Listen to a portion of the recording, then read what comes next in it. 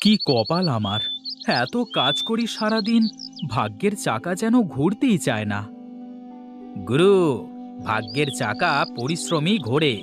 আমার তো এর বাইরে কিছু জানা নেই। হ্যাঁ, ওই একই কথা তো সবার মুখেই শুনি। আমার কি মনে হয় গুরু, আমাদের এমন কিছু করা উচিত যাতে করে আমরা তাড়াতাড়ি অনেক টাকা উপার্জন করতে পারি। কি এমন কাজ? কি কাজ করলে অল্প সময়ে বেশি টাকা পাওয়া যাবে? আরে কি যে বলো গুরু, তুমি হলে আমার গুরু। তুমি যদি আমার কাছে প্রশ্ন করো তাহলে কি হবে? মাথা তো কাজ করে না রে পাগলা, কি যে করি। বলি কি গুরু, আমরা এক কাজ করতে পারি।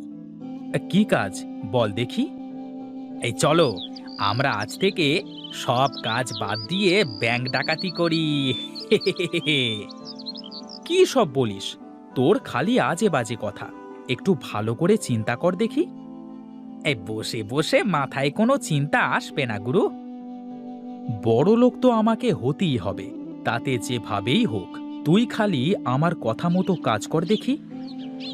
আমার কি, তুমি যা বলো আমি তাই করি। শোন বলাই, এখন বাড়িতে যা, ও বেলায় ঘাটে চলে আয়, দেখি কি করা যায়। ঠিক আছে গুরু, তোমার যা ইচ্ছা।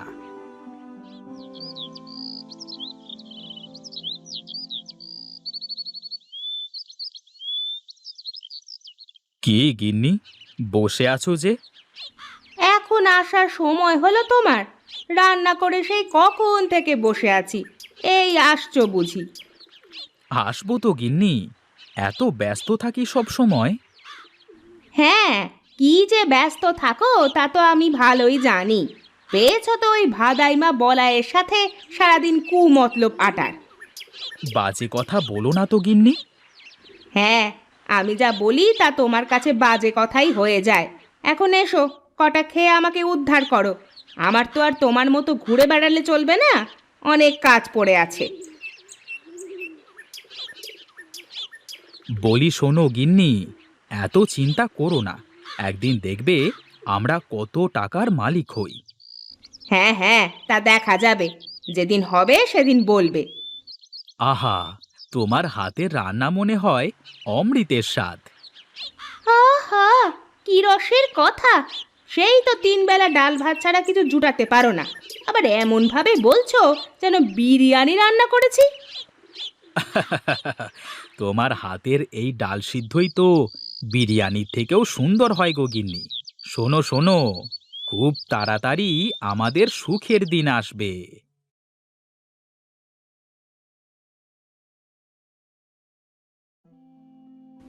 ওরে বলাই, এসেছিস? এই তো বেলা করে কোথায় কোথায় ঘুরে বেড়াচ্ছিস বল দেখি। এই কোথায় আর ঘুরে বেড়াবো, আমি ছিলাম আমার কাজে। এখন বলো দেখি, খাবার টাবার কিছু আছে নাকি? দেখ, ওই ওখানে খাবার বাড়া আছে, খেয়ে নে। আমার তো শরীরটা খুব একটা ভালো না বাবা, তাছাড়া বয়সও তো হয়েছে, এবার একটা বিয়ে কর বাবা। আরে আমাকে কে মেয়ে দেবে বলো দেখি? আমার মতো ভেদামার্কা ছেলের সাথে কেউ মেয়ে দেবে না মা। আগে বড়লোক হই, তারপর দেখা যাবে। হ্যাঁ, আমি মরি তারপরে করিস। আমার তো জীবনে একটু শান্তি দিবি নে তুই, একটু শান্তি দিবি নে।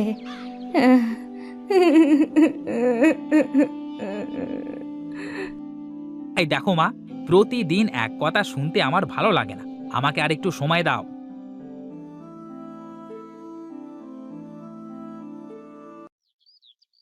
বুঝলে গিন্নি, বাঁশ বাগানে অনেক বাঁশ হয়ে গেছে। কিছু বাঁশ কেটে বাগানটা একটু পাতলা করতে হবে। হ্যাঁ, তাহলে করতে হবে। তা তোমার ভাইয়ের কাছে কিছু বলেছ নাকি? ওকে আর কি বলবো, আমি যা বলবো ও তো তাই করবে। না, তারপরেও একবার শুনে দেখা ভালো। তা না হলে আবার পরে বলবে যে তুমি ওকে না বলেই এটা করে ফেললে। হ্যাঁ দেখি, ওর সাথে দেখা হলে বলে দেখব। এজন্য দাটা ধার নিয়ে রাখলাম, বেশ কিছু বাঁশ বিক্রি করা যাবে। যা ইচ্ছে করো, কিন্তু সাবধান, দুটো কথা যেন না হয়। আমার আবার মানুষের সাথে অযথা ঝগড়া চেঁচামেচি করতে ভালো লাগে না। ঠিক আছে গিন্নি, তুমি ওসব নিয়ে চিন্তা করো না তো। দেখি, যাই, আমি একটু মাঠ থেকে ঘুরে আসি।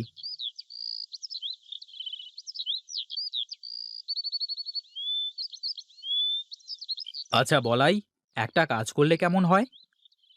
কি কাজ ওস্তাদ, বলো দেখি। আমি ভাবছিলাম, আমাদের তো বিরাট বাঁশবাগান আছে, আমরা যদি বাঁশ দিয়ে কিছু করতে পারি। বাঁশ দিয়ে কি করা যাবে ওস্তাদ? গাধা নাকি তুই? বাঁশ দিয়ে তো কত কিছু বানানো যায়। হ্যাঁ, তা করা যায়, কিন্তু এগুলো বানাবে কি করে? শোন শোন, আমি বাঁশের ঝুড়ি বানাতে পারি, তুই বাঁশ দিয়ে কিছু বানাতে পারবি না? এই শোনো শোনো, সারাদিন ধরে ওই একটা ঝুড়ি বানিয়ে তা বিক্রি করে কয় টাকা তুমি পাবে শুনি? তাও তো মন্দ বলিসনি। আসলে মাথায় কোনো কিছু কাজ করছে না, কি যে করি। এই বলি কি, আমরা একটা কাজ করতে পারি ওস্তাদ। বল দেখি, কি বলতে চাস তুই? আমরা তোমার বাগানের বাঁশ দিয়ে নদীতে যদি একটা সাঁকো তৈরি করে দিই, আর যারা আমাদের এই সাঁকো দিয়ে নদী পার হবে তারা সবাই আমাদের টাকা দিয়ে পার হবে, তাহলে কেমন হবে? তাতে তো অনেক বাঁশ লাগবে, আর এলাকার মানুষ কি আমাদের টাকা দিয়ে সাঁকো পার হবে? শোনো ওস্তাদ, ওই দেখো, সবাই তো নৌকা করে নদী পারাপার হয়, তাহলে তারা তো মাঝিকে পয়সা দিয়ে পার হচ্ছে, তাই না? হ্যাঁ, তা অবশ্য ঠিক। তাহলে তো সবাই খুব সহজেই এপার ওপার যেতে পারবে। হ্যাঁ ওস্তাদ, তাছাড়া আবার বলছি কি, একবার শুধু সাঁকোটা তৈরি করতে পারলে তারপর বসে বসে শুধু টাকা গোনা। বাহ, তোর মাথায় তো বুদ্ধি আছে রে পাগলা। হ্যাঁ, আমি কার শিষ্য সেটা দেখতে হবে তো নাকি? বেশ বেশ, চল চল দেখি, আমরা বড় ভাইয়ের সাথে কথা বলে দেখি সে কি বলে। বাঁশ বাগানে তো তারও ভাগ আছে। এই চলো ওস্তাদ, চলো।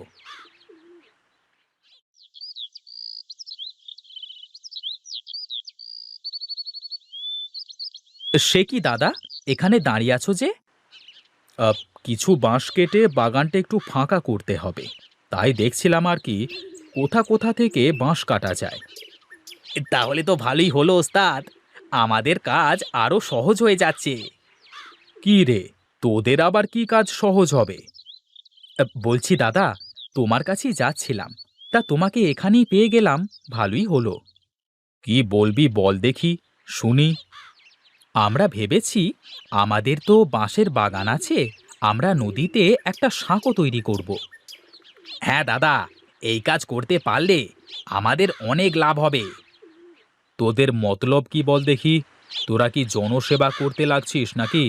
সামনে কি ভোটে দাঁড়াবি নাকি? আরে দাদা, কি যে বলো, আমি কেন ভোটে দাঁড়াতে যাব? আমি তো ব্যবসা করব। ব্যবসা? সাঁকো দিয়ে কিভাবে ব্যবসা করবি? হ্যাঁ দাদা, বলি, সারা দিন এপার থেকে ওপার, ওপার থেকে এপার, কত মানুষ যাওয়া আসা, এখন সবাই তো নৌকা করেই যাওয়া আসা করে, তাই না? হ্যাঁ, তা করে। এই জন্যই তো আমরা আমাদের নিজের খরচে সাঁকো বানাবো, আর যারা যারা আমাদের সাঁকো দিয়ে পার হবে তারা তারা আমাদের টাকা দিয়ে পার হবে। না ভাই, তোদের এই উদ্ভট চিন্তায় আমি নেই ভাই। আমি আমার ভাগের বাঁশ নষ্ট করতে দেব না। তোদের ইচ্ছে হলে রমেশের ভাগের বাঁশ দিয়ে করতে পারিস, আমাকে এসবের মধ্যে ডাকিস না। এই রে, দাদা তো কিছুই বুঝতেই চাইল না। আমি বলি কি ওস্তাদ, আমরা আমাদের কাজ করি, দাদা যখন দেখবে আমরা সফল হয়েছি তখন আমাদের সাথে চলে আসবে। ঠিক আছে, কাল থেকেই তাহলে আমরা কাজে লেগে পড়ি। চল, এখন বাড়িতে যাওয়া যাক।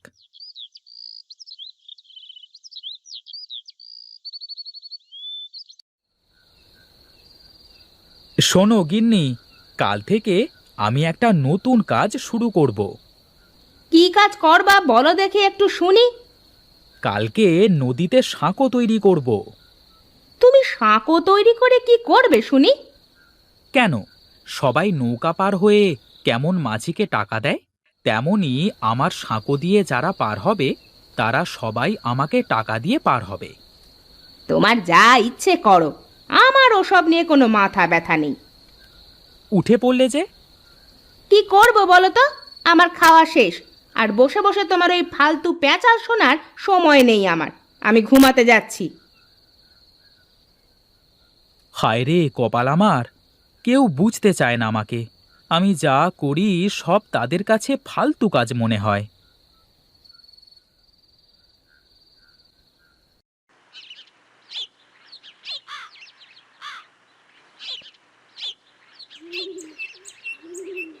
শোন বলাই, আমি বাঁশ কাটতে থাকি আর তুই বাঁশগুলো গাড়িতে করে টানতে থাক। ওস্তাদ, বাঁশ সব কাটা শেষ হোক, তারপর একসাথে করে টানা যাবে, কেমন? ঠিক আছে ঠিক আছে, তাহলে বাঁশগুলো সব গুছিয়ে এক জায়গায় জড়ো কর।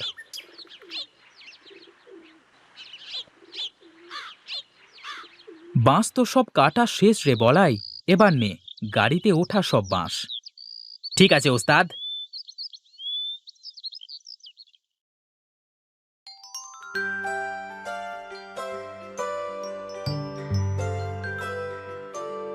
নে নে, এবার বাঁশগুলো সব নামিয়ে ফেলতে হবে।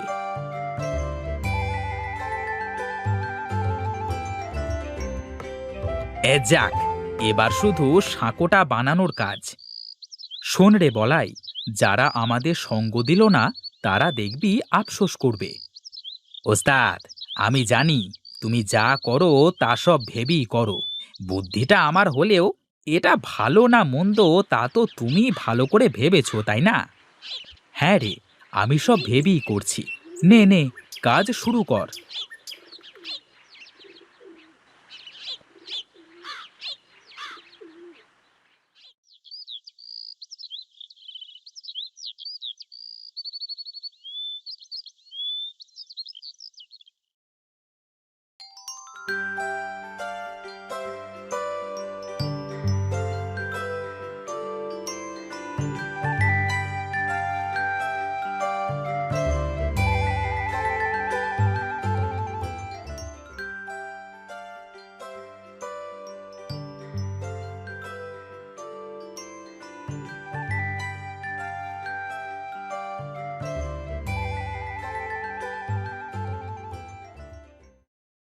ওস্তাদ, কি বলেছিলাম, কাজ হচ্ছে তো?